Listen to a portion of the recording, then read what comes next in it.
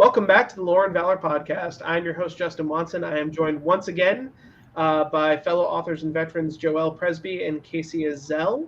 Welcome back. And we have, for his second appearance, the gold mine and repository of video game lore that is Brian Urbanek. Thanks for coming back, Brian. My pleasure. I feel like it's been seconds. Yeah,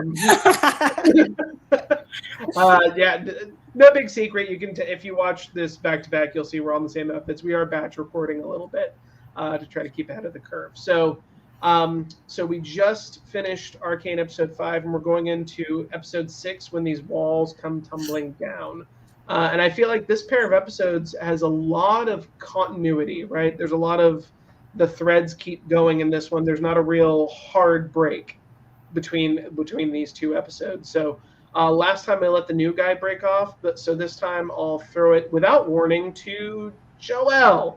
What about this episode stood out for you? What was exciting? What I want to know is, we had a lot of exercises in the Navy where we had to wear these gas masks, and it was a long time, and it was hard to breathe. And you know what? They definitely covered the eyes too. How it is that Powder can become Jinx, and now she has magic eyes where the eye tissue is not affected by toxic gas that is still effective enough to quickly take out the baddies. Yeah. No, when we went into the gas chamber, we totally took the eye inserts out, and we're like, yeah, no, I just need to not breathe it. My eyes will be... No, you're right. You're right. Yeah. That's a Not to mention, Mop 4 is head to toe. Yeah. Like... Yeah, you don't want that shit on your skin either. Ever heard of a lovely little concoction called mustard gas? I mean, yeah. Yeah, no, that's a good point. But it is very stylistic and fun. Yeah, it is. It is. And from a storytelling perspective, it makes sense because, you know, we've talked so often about how these artists do such a good job with the facial expressions of the characters, telling the story of what's going on, and you know, such that you can read their expressions as if they were like live actors when they're animated drawings. And so I can see why they would want to leave the eyes undone. Plus, it just looks cool. Yeah. Rule of cool. Absolutely. Right? Yeah. And I guess I didn't complain about the other part about it. Sorry, go ahead. The gas does stay very tightly localized and doesn't obscure the whole screen. Which I didn't even think about that until now. But hey, wait a minute, that might be a tiny bit inaccurate as well. Yeah. So one of the other ongoing series that I'm reviewing is The Terminal List with our fellow Bane author Mike Massa and one of my filmmaker friends, Sam Platisky. And we noted that, you know, like in the first episode, there's this gunfight in a sewage system. And the universal comment is that is the most well-lit sewage system in history. And likewise, it's like, okay, yes, in reality, you wouldn't be able to see a damn thing, but that doesn't work for this medium. So we take some liberties in our Magitech steampunk universe. But still, I love that observation, Joelle. This is why we have an engineer. That's funny. So I wanted to ask the parents in the room what you thought about if you had a child Rin's age, if you thought that child would sit there and play calmly with a stranger. If they did, I haven't done my job. But speaking as a parent, here's my parental reaction to that scene, right? If I'm Marcus and I don't remember, Justin, can we swear or not? I don't.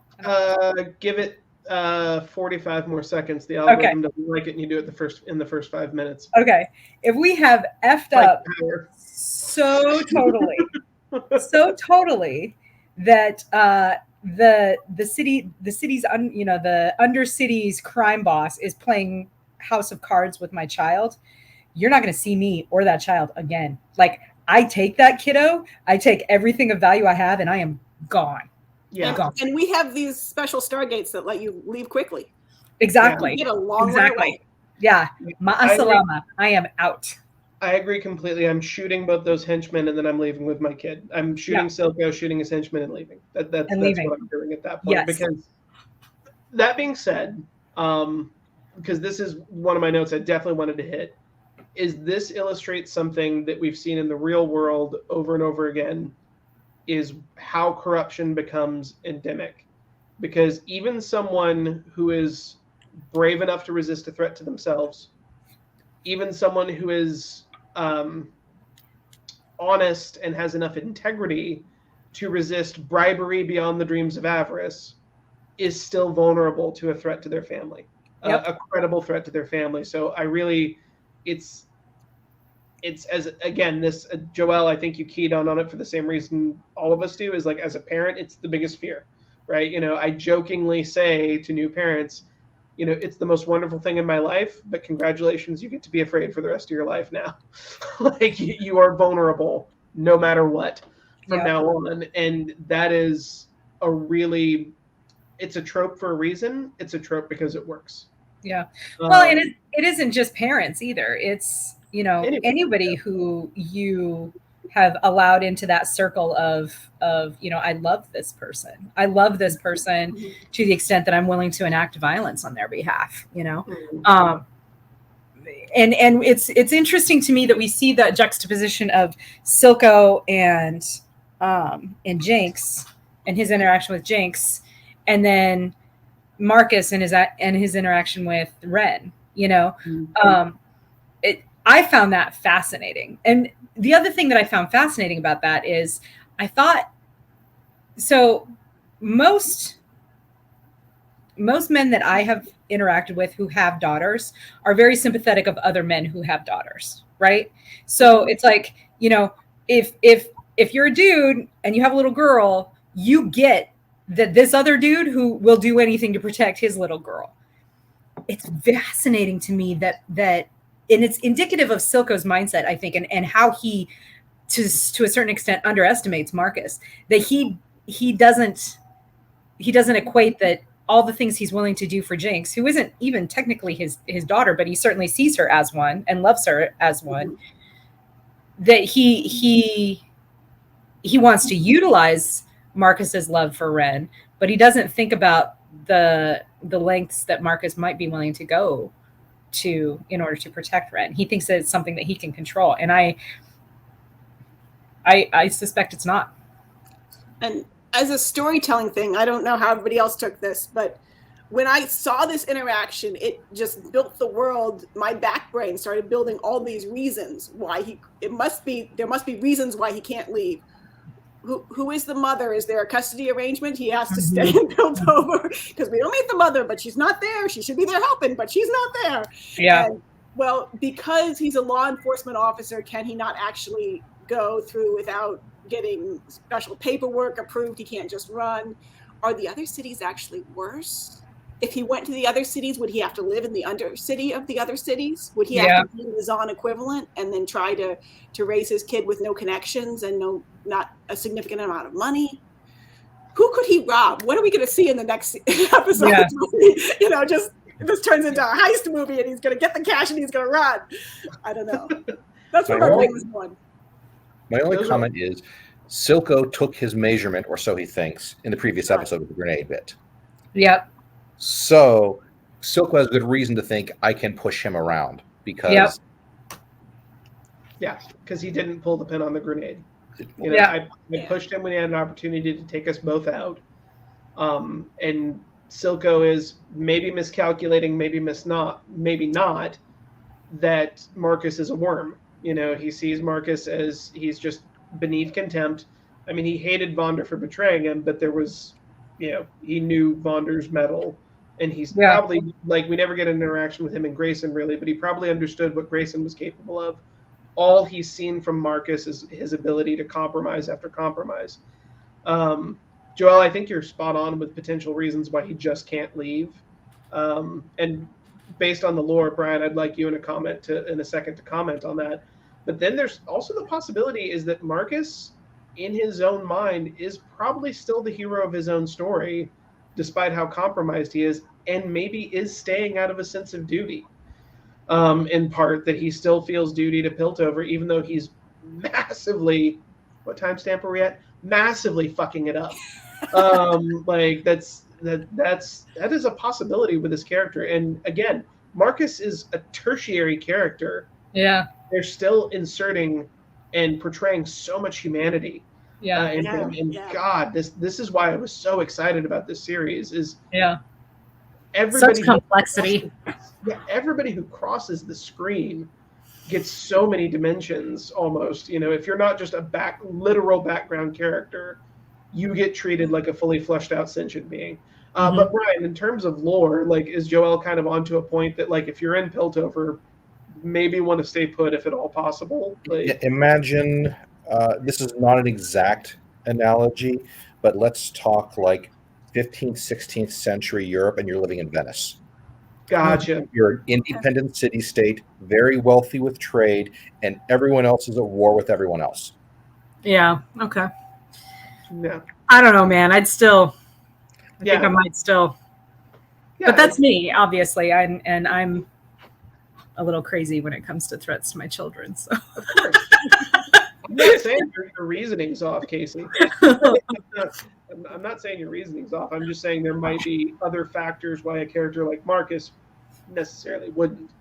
I do think her reasoning's a little off on Silko. I don't think Silko sees Marcus as another guy with a daughter. I think he sees Marcus as another guy like Vander with a daughter who he could take. Now that's an interesting thought. That's an interesting twist, because he was playing with the little girl. Yeah. Mm-hmm.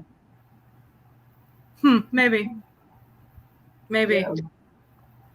I feel like there's not as much emotion wrapped up between Silko and Marcus as there was between Silko and Vander, though. For sure. I do think that Silko sees, he hated Vander. Sorry if I'm messing up the vowel there.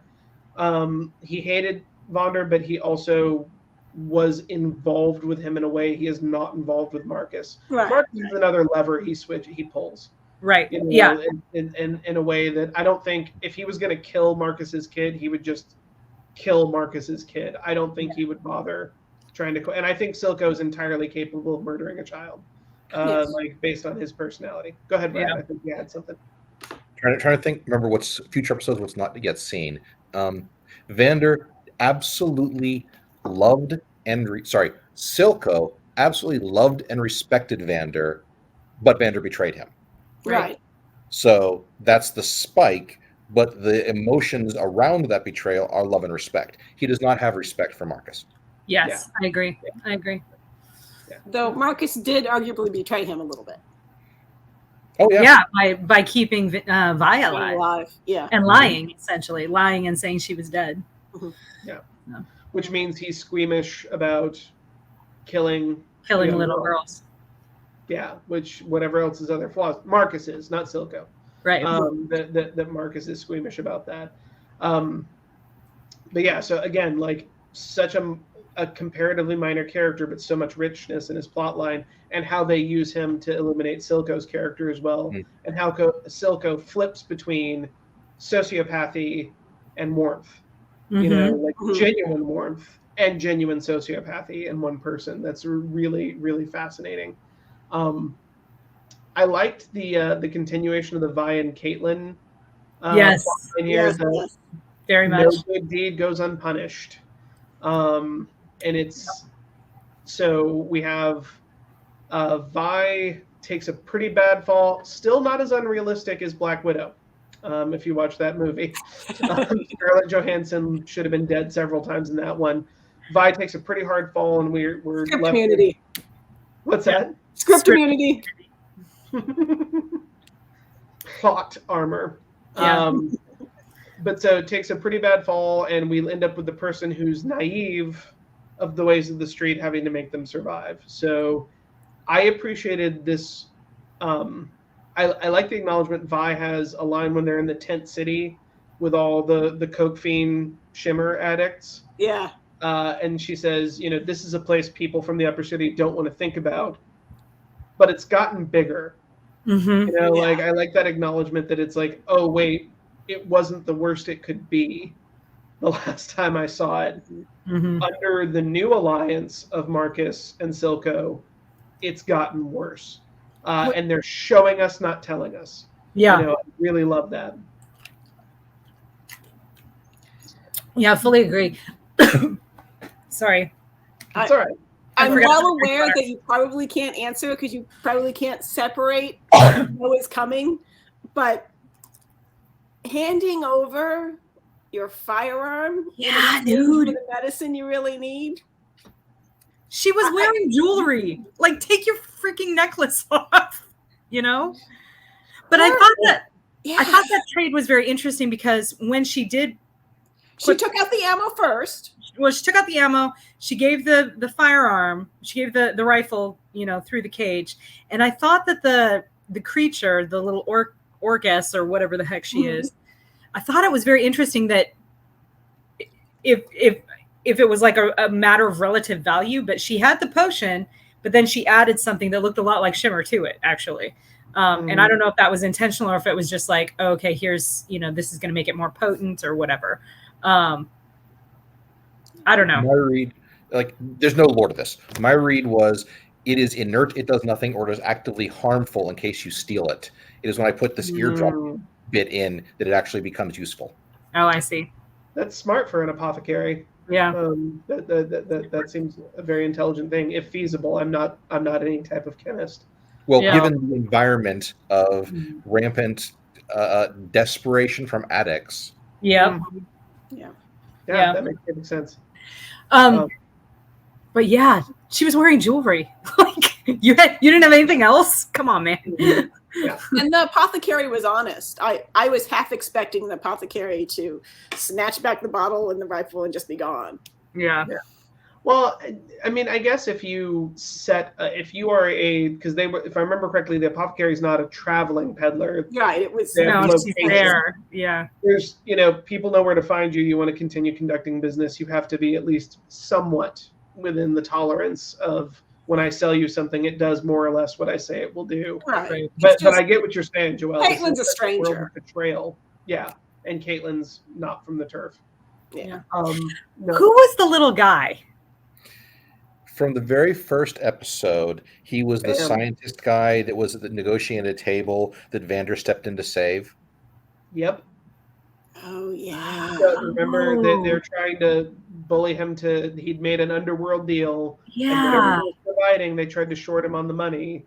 Yeah. And he stood up to them, and they were like, well, we could just beat the hell out of you or cut you and you get no money. And then Vander stepped in and said, hey, how about you make an honest trade instead? So that's that guy. Okay. And he became a Shimmer addict because he wanted to not feel afraid just once. Yeah. And that's when we find out that Silko Shimmer rules the streets. Yeah. I thought that line right there about, I just wanted to feel just once, I wanted to not feel afraid instead of, and then he gets interrupted. But I thought that was, especially now that I know who that is, what a cool way of doing exactly what you said, Justin, of showing us how Silko's influence and the introduction of Shimmer into the ecosystem of the Undercity has changed things for so much for the worse, Mm-hmm. Yeah. Yeah, you're not wrong. And again, it's so fascinating to see a character who could be so intelligent, so brilliant, so competent, and so wrong. Yeah. And still not understand that, because it is, again, that echoes from the real world, right? The people who've committed atrocities were not incompetent. We'd like to think they were. We'd like to hang every iniquity in the book and every bad trait we can think of, but it's like, no, they were very effective. Mm-hmm. They were effective in the wrong direction. Mm-hmm. And Silko's such a great example of that. And I love, we're kind of hopping around now since I'm trying to avoid the blow-by-blow, but I love Silko's confrontation with Vi and Caitlyn, and I love almost all good fiction does this. I love when villains tell almost entirely the whole truth. Like that. It's like he's not lying to Vi about any particular. His interpretation, his analysis is twisted, but he's not lying. So I really enjoy that, and I enjoy Caitlyn thinking fast and bringing down the structure. Yeah. I'll give room for other folks to talk before I go any further with that thought on the confrontation, Vi and Silko meeting again, and all that. In case anybody else had an observation, because yeah. No, by that point I was so caught up that I had turned off my analytical brain and was just sort of experiencing like the what was going on in the episode. But I thought it was, the leash that he still has over all of these addicts, right? Of being able to he can have anything he wants. All he has to do is hand them these vials and they'll do anything, they'll become anything and do his will. And he doesn't even have to risk like his good people, you know what I mean? His valuable fighters. That's pretty epic, right? And then again, I think we see maturity on Vi's part, where instead of just throwing down, she runs and helps Caitlyn with pushing over that weak structure. So, and I loved how, as this confrontation is happening between Silko and Vi, you have Jinx, who may be still powder, but may just actually be Jinx. And I'm still not 100% on this. Doing the thing, she's heard her sister's alive, and so she goes and lights that the flare from way long time ago, from before her siblings died and everything. Yeah, I want to get to that, but I also like so you have the dual thing. You have Silko lying with the truth to Caitlyn, and you have Savika lying with the truth to Jinx, right? Yep. You have like Jinx, even though she probably loves Silko as a father at this point, is still smart enough to be suspicious. Yep. And when she tries to confront his lieutenant, she's like, "I'm not going to lie to you. Yeah, she's back. And you've been replaced by an enforcer." Yeah. And it's like, now we know that maybe Vi has less than sisterly ideas about Caitlyn, but that we're like, Savika is such a horrible, awful person that she knows right where to strike, and you think she's got the emotional upper hand on Jinx, but then Yep. Because of the baptism in the last episode, where she just like I drew a connection for sure between those two scenes, right? Because she let powder go, because she became Jinx, she was able to not let the revelation that Vi is alive shatter her. Instead, she, I guess, went to go find out for herself. Yeah. I do like her turning the tables on Savika. I actually kind of would have been okay if she'd killed Savika at this point. Like, I know they were not wanting to go that far that fast, but Jinx is crazy enough at this point. I'm like, she killed her at this point. I think I would have been okay with it. Yeah. Silko would disapprove. But that has some. She's pushing the boundaries on Silko anyway. You're right. It's probably too far at this point. Silko already disapproved when she accidentally allowed the deaths of 6. At first, when we first watched the episode, I thought the 6 people who died were just gang members, but here it turns out that they actually were, uniform-wearing enforcers. So it was even more of a complication for Silko the industrialist. Extra little bits. Go ahead. What is the building that Vi helped Caitlyn destroy? Vi's own home. Right. Where she helped destroy her own home. This is a lot about cutting off your past as you move forward. Yes. The scene immediately after that, where we see Silko going into, with no dialogue, going into a crazed rage and kicking a random flunky, and Vi impotently freaking out of her anger of everything going on. She's like, picking bites at random people. She bumps into them and wanders through the streets trying to figure out where to go next because they're being hunted. So there's this whole two people expressing impotent rage over an unresolved conflict. Yeah, and I think that for me, I interpreted Silko losing his cool is not about Vi getting the upper hand. Silko losing his cool is because now something is threatening his relationship with Jinx. Yeah. That's why he lost his shit in the way he might not have normally. And I thought that was really well done because I don't think he doesn't waste material. He's not going to kick someone possibly to death just for shits and giggles, but he's lost control at that point because he's scared of losing. He's afraid. Where most rage actually comes from is from fear. I thought that was really great. He's lost control because he fears losing control of the one person who matters to him in a real way. Right? Because he's allowed her to matter to him in a way that maybe no one had since Vander, right? Yeah. So, he's looking at it like, am I being set up for another betrayal? So yeah. And then we'll get to the torch, but that's kind of the climax of the episode. So I think we'll hold off on that a little bit, and we'll kind of jump over to Jace and Mel, or I guess Jace and Victor first. Yeah, man, Victor. Yeah. Victor's dying. Go ahead, Joelle.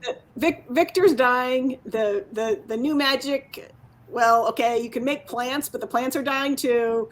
So, I mean, maybe, but I haven't watched the next episodes, but I don't have a lot of confidence that Victor is going to.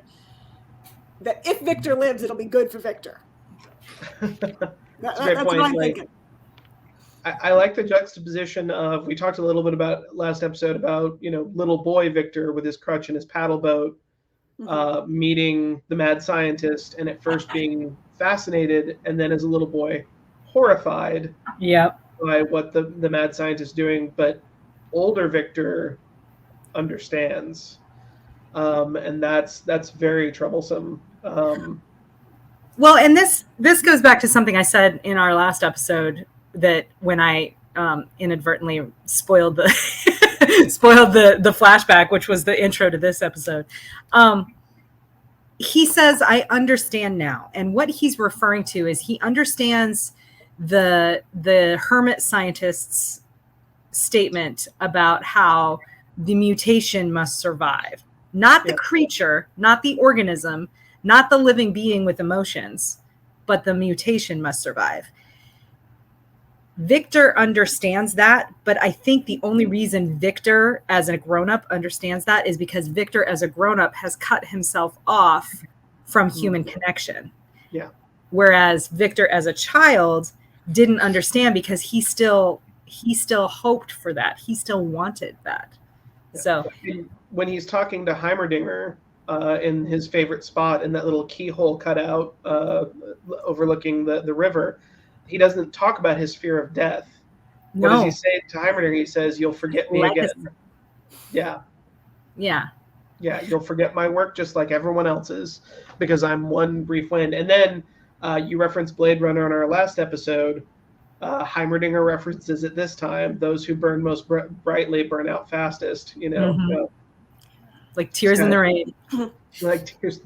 I've seen things you people wouldn't believe. Yeah. Beams off the Orion Gate. Off Tannhauser Gate, off the belt of Orion. Yeah.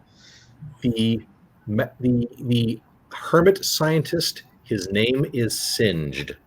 It is never stated in the show, but that is the name he is credited at in the credits, and he is a lead character in his own right. Oh. Interesting. Now, did you say League as in the name of the game, or Lead as in no, League as the name of the game? League. He's a playable character? He's a playable character. From several years. I'm not going to say anything else. Okay. Yes. Fair enough. And then, so Jace goes back to Mel with a halfway decent excuse for not being there when she wakes up after her assignation. And I really love this scene because Jace is so clearly allowing himself to be completely vulnerable with Mel, and we all know that is fraught, except for Jace. Jace is the only so one naive, like, and that it's so, but that it's not so, like, because of Mel's characterization so far, and admittedly, maybe I'm fooled by a pretty animated face, I don't think it's a foregone conclusion that she will abuse that trust, but it is certainly a possibility that she's going to abuse that vulnerability. And that I think that's a very wonderful way, again, with both the voice acting and the animation, that they portray the emotions of it all to create both connection and tension in equal measure in that scene. I really love that sequence. I'm a sucker for that sort of thing. Yeah. Again, I said it before, but two things can be true, right? I am 100% certain that she's going to use him. Now, whether or not she's going to use him to his detriment or use him in a way that he's perfectly okay with, that's remains to be seen. But she's 100% going to use him.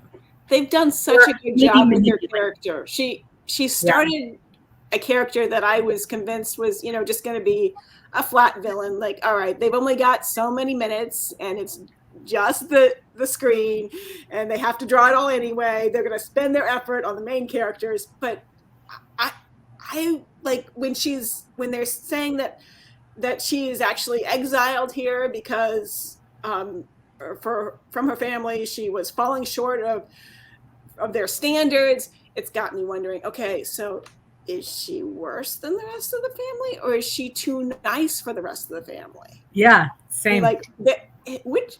And I don't know. Yeah, because she's flawless. She is flawless. So how is she falling short? Yeah. Oh, it's so good. I can't wait to talk about it. And it helps explain the previous episodes where she looked so shallow and so focused on her advancement. Well, if your whole family has told you you're a failure, you're looking for some way to not be, and it makes you more vulnerable. And you're going to really enjoy the next few episodes. Oh yeah, it's so good, y'all. Yeah. It's cool that I mean, it was always cool because Justin had watched the whole episode or the whole series before Joelle and I ever did. And then but now I think it's awesome that we have like a 2 and 2 thing going on where two that don't know and two that aren't. Yeah, exactly. Really knows, right? Because he actually knows the lore. I've just seen the show. I've never played the games or delved into the lore that deeply. But what's interesting to me too is Jace's next move is not anything Mel manipulates him into, right? Jace is taking the initiative at this point, wisely or not, and we have the climactic political confrontation between Heimerdinger and Jace. Yeah. And this is just another example of these writers playing it so brilliantly. That Heimerdinger gives this great speech that is all correct, like everything he's saying is correct, but it's not enough.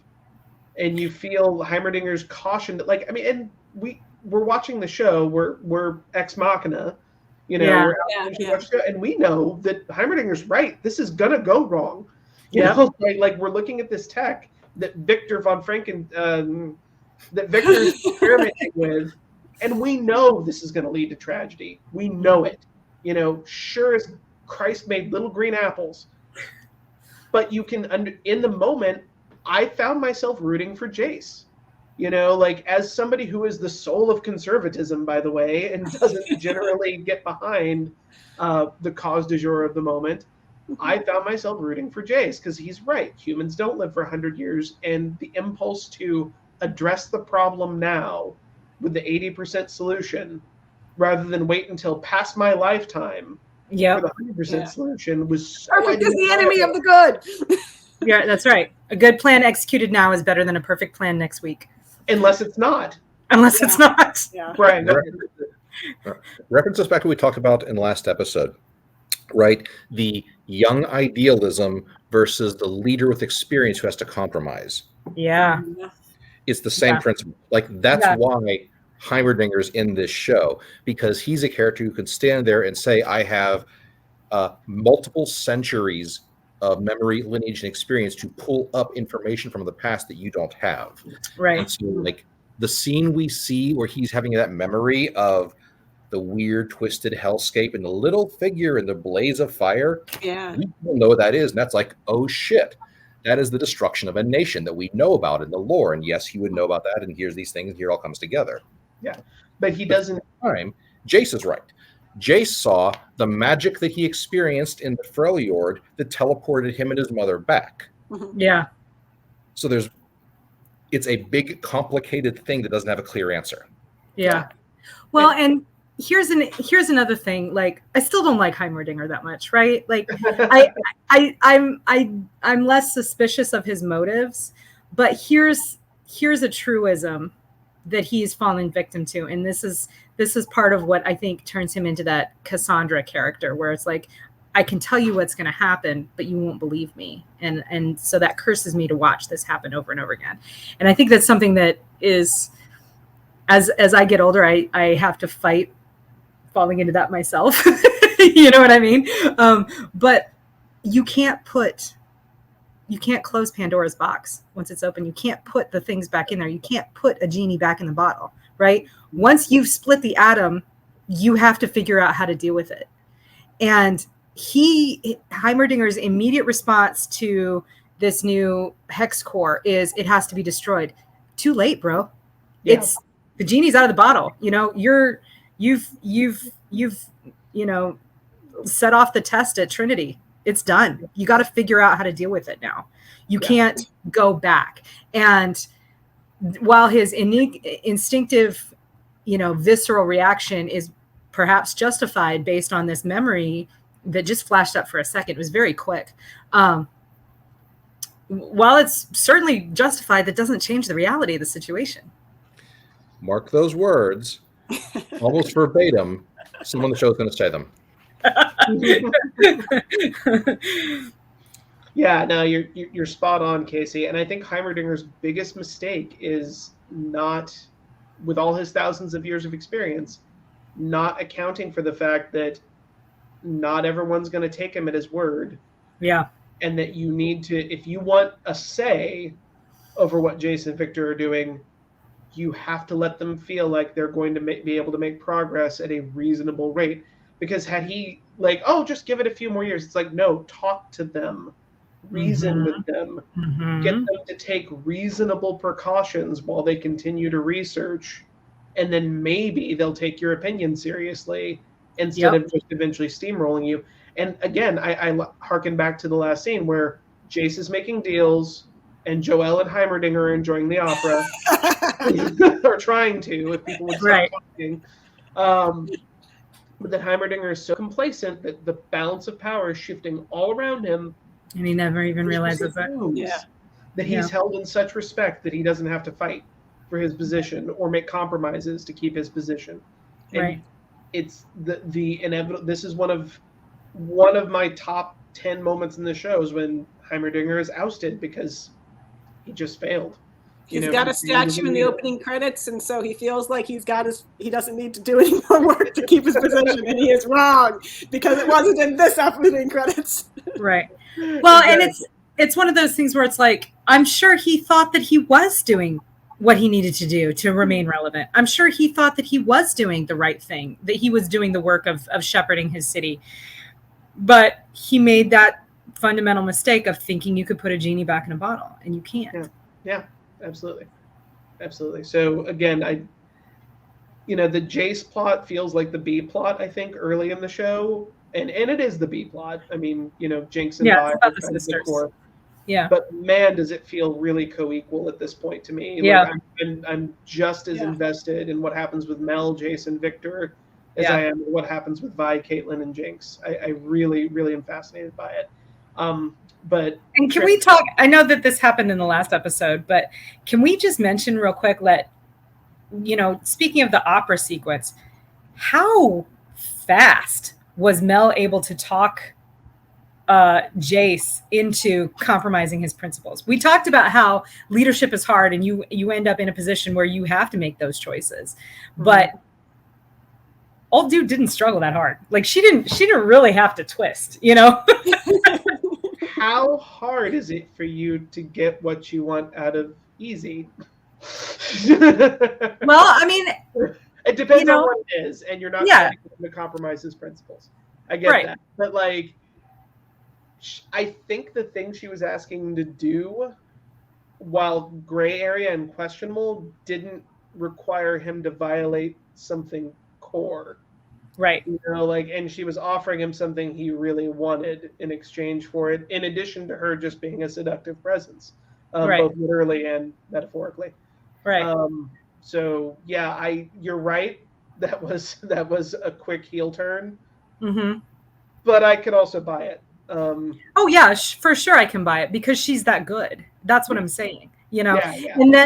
And that's what I keep coming back to when when you talk about their interaction and them sleeping together, which happened after she was that persuasive, not before, which I think is an important key point, because it would have felt fake if she would have slept with him beforehand. It's like, obviously she's using sex to manipulate you. No, she did it after. She's still using sex to manipulate him, but it's much more subtle because she's much better at it than that, right?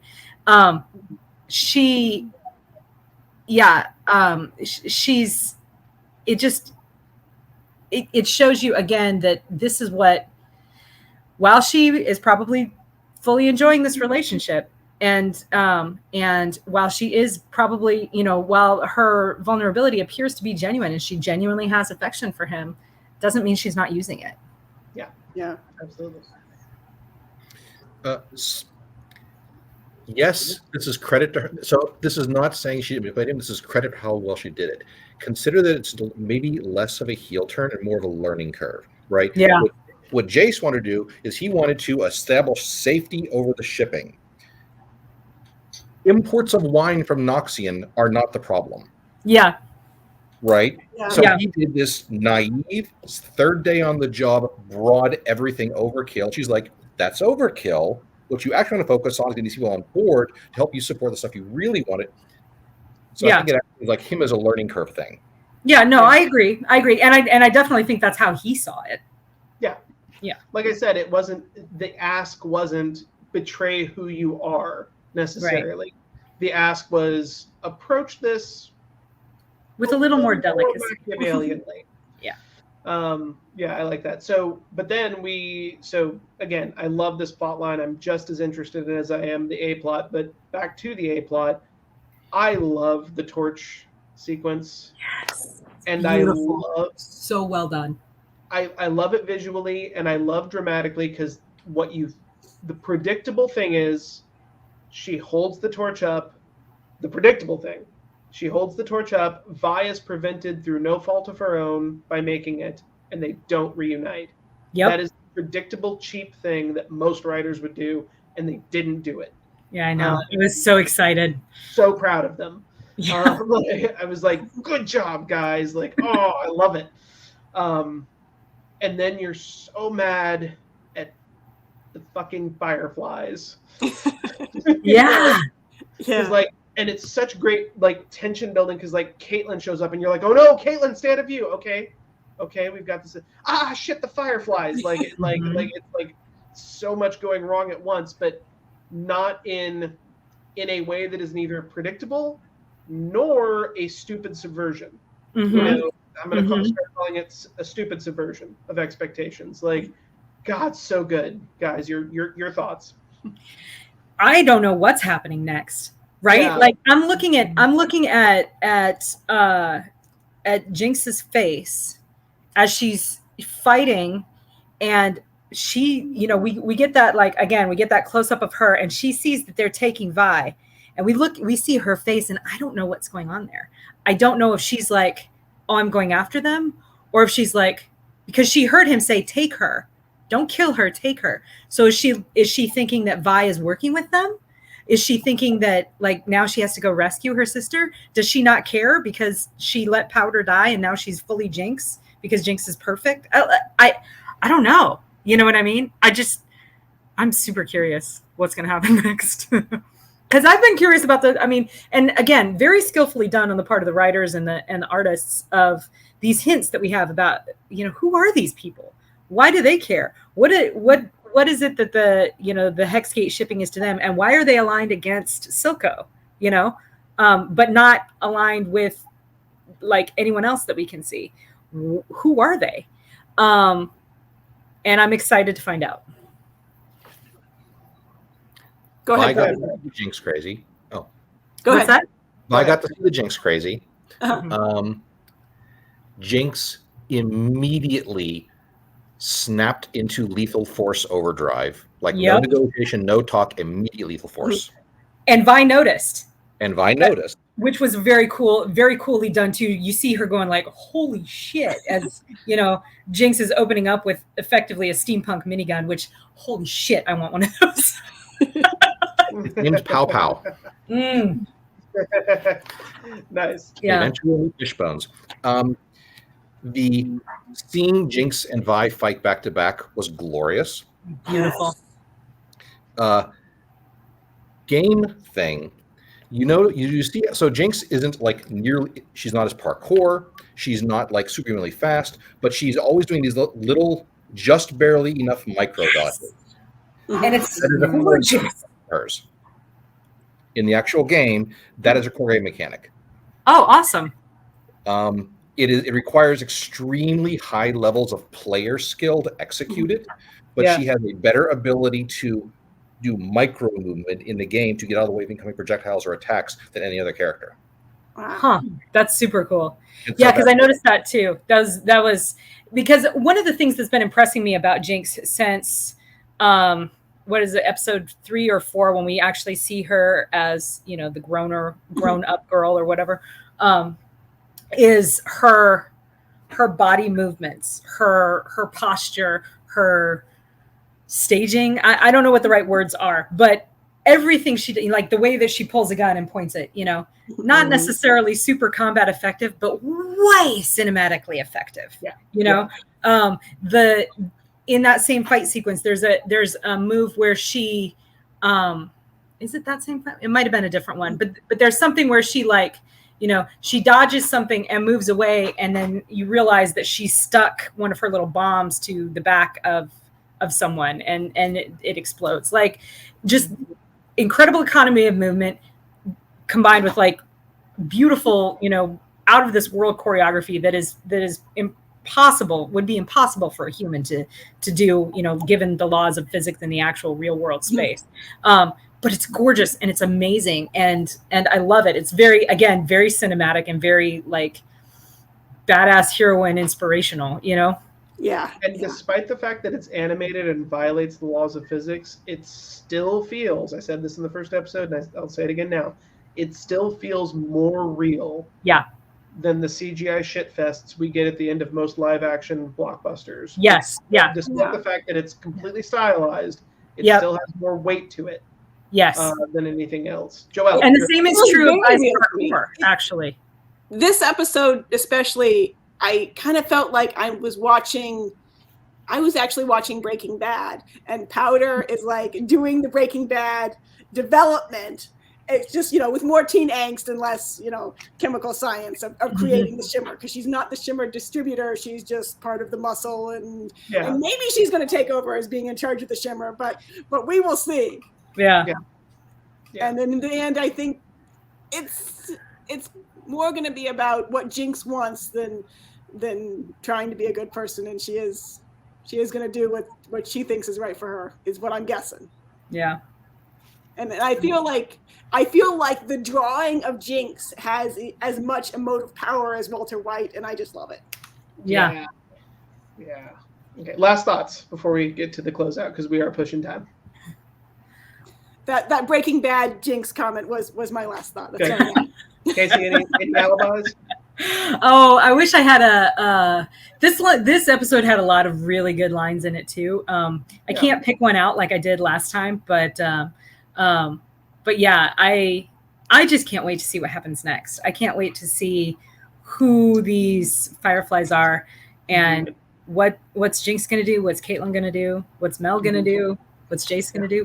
What is Victor going to do? You know, like, yeah. So yeah, and if for viewers, tell us in the comments. Are both plots keeping you hooked the way they are us? Do you favor the Jace Victor Mel story over the Vi Caitlyn Jinx story, or are you like me, like us, really sucked into both? And what is your favorite line from this episode? Since Kacey failed us and didn't write down her favorite lines in this one, clearly. I'll make sure and make notes next time. Yeah, I'll stop hazing my co-hosts. Brian, any last observations before we start to close out? Loved the end fight for reasons I described. Yeah. So looking forward to the discussions we're going to have in the next few episodes. Oh, yeah, me too, buddy. Me too. All right, so I'll go first this time. I have mine and Kacey's and our friend Tom Kratman's novel of an alternate Russian Civil War is going to be out in paperback. It's already available on ebook and hardback. Joelle, thank you for having that handy again. I much appreciate it, my friend. You can check that out. There'll be a link to that in the links below. I did Joelle first last time. Brian, what are you working on now, and where can people find your work? I am working on an as yet unannounced but highly predictable major element of the forthcoming video game Call of Duty Modern Warfare 2. It will be available on battle.net, and I can't say that other one yet. And many other places. Kacey. I have a short story coming out next month, as does Joelle up there, in the Hit World Valkyries, in the Hit World spinoff series, The Valkyries Initiative, or that's the title of the anthology. It's edited by Marisa Wolf with independent publisher Chris Kennedy Publishing. So you can check that out. It's going to be very exciting. And then in addition to that, also in September, I have No Game for Knights, which is a noir anthology exploring the dark side of science fiction and fantasy heroes that I co-edited with Larry Correa. And let me see if I can show you some of the... Oh, sorry, this is... The names. I'm making myself sick here. Laurel K. Hamilton. Oh, Greg Martell. Yeah, a little-known author named Laurel K. Hamilton. Laurel K. Some of you who are into vampires may have heard of her. Yeah. So we've got an all-star lineup, and you're going to really love it. So you should definitely check that out. This is the ARC, the advanced reader copy. It is available in eARC on Bane.com. Like Joelle said, you don't have to hack the server. You can just pay money. Awesome. And Joelle. All right. This is not available in eARC yet, but you can pre-order it. Can I make this? So the next David Weber Honor Harrington short story collection. It has a title. It has a cover. What Price Victory? Ooh. Nice. The short stories in this anthology are about 30,000 words long, so they're not particularly short. I made my Cleveland area writers group people laugh quite a bit when I explained that was a short story. Yeah, David Weber, it's a very short story. Yes. So For most people, it's a novella. Yeah. There's a Joelle Presby Honorverse short story, and that's more of the Grayson characters. That my very first. I love Grayson. Yeah. My very first story that I got paid for started with these characters, and now 4 stories later, I'm still getting paid for them. Yeah, Awesome. that's awesome. Good for you. Yeah. My favorite Honor Harrington novel, there are many awesome Honor Harrington novels, but my favorite one remains the second one, Honor of the Queen, where Grayson is introduced. So Yeah. I'm glad to hear your writing in that venue. Thanks so much, guys, for showing up. Thank you for watching. And if you've enjoyed our content, please like, subscribe, hit the bell. Again, tell us what you think about both the A plot, the B plot, and the dialogue in this show. Or challenge any of our opinions in the comments. We all love a good rollicking debate. And please don't forget, if you're listening to this on audio, please leave us a 5-star review on your audio podcast menu of choice. Links to all our work will be below. Please consider picking up a book or a game to support us. And that is all the time we have for the Lore and Valor podcast. I will see you next time. Until then, keep up the fire.